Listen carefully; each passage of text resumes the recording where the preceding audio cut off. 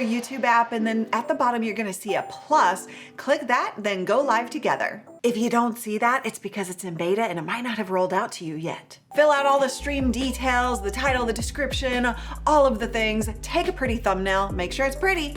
Click done, and then you're going to see the invite a co-streamer option. Copy that link and text it to them, some way that they have access to on their phone. You can add them before the show gets started, then go live and enjoy the conversation. Since this is currently still in beta, they have not posted channel requirements in order to get access to this feature. Check the description to see if that has been updated.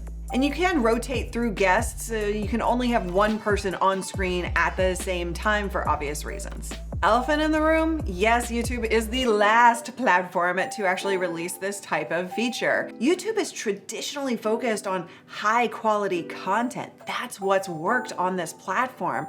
But as time goes on and things shift, short form content has become such a massive need in the marketplace. Now they're focusing on shorts, which opens up the opportunity for raw live streaming to actually potentially perform on your channel. We will see what that strategy looks like as time goes on and more people are able to actually use this. So stay tuned for more information as we discover how it's going to perform for you.